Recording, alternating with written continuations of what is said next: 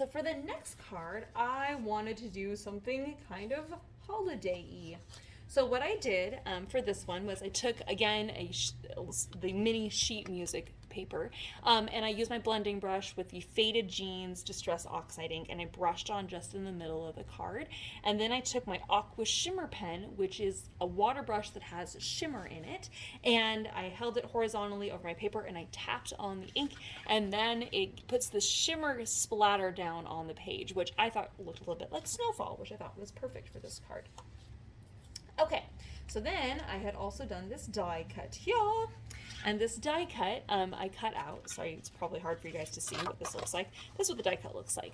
It has the two trees and then this lamppost. It's super magical looking. My friend Jay was like, oh, it looks like Narnia, and I was like, oh my gosh, that is amazing. I love that. So you could certainly take this die cut and do other things with it. You could cut out the lamppost, just have the trees. You could do, yeah, pretty much you can add in like deer and other little scenes. You can add a snowman. You can do lots of things with it. You can even do like a sunshine up here if you wanted it to be more of like a hot summer day versus like a snow scene. What I did was I took liquid applique and I applied it along the bottom and on the trees and the top of the lantern. I applied some glitter to the liquid applique and I heat set it. Liquid applique, when heat set, raises up and looks like snow. Isn't that cool? And I thought that would be perfect for a snowy looking card. So that's what we did for that.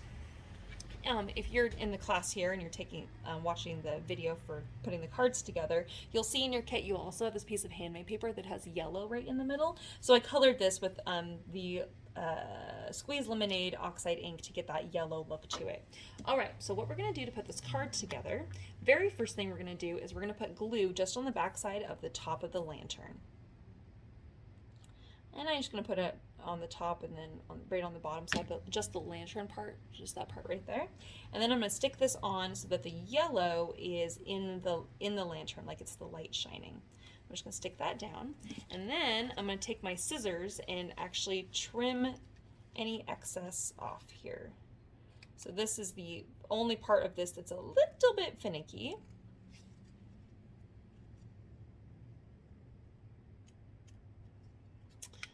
Right.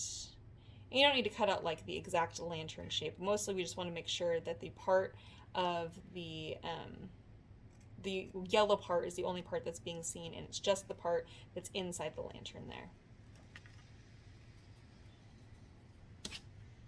And we'll do the bottom of this guy.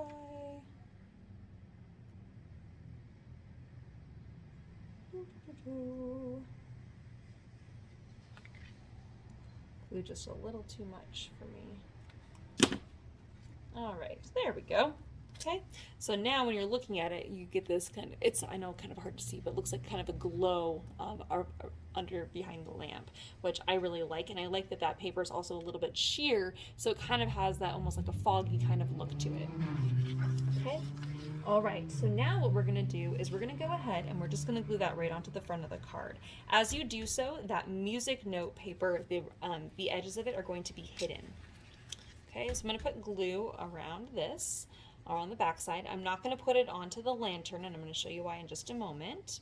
Okay, so I'm gonna stick this on, and there's gonna be, you're gonna end up with about a 16th inch border on all four sides. And then there's a little pop dot in your kit, and a little pop dot, oh, mine's a little on the big side, so I'm actually going to cut my pop dot in half here. And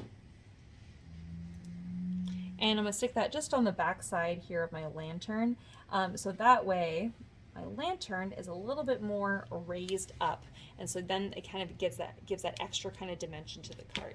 So I was looking at this, I was like, this looks very wintry and not super joyful. So let's go ahead and add some joy. And usually we think of joy, we think of red. So I decided that this little red cardinal would be perfect for this card. So I'm just going to go ahead and stick that on, and I really like how that looks. Now, when I first taught this card in class in person, I wanted to make little berries to go with my holly.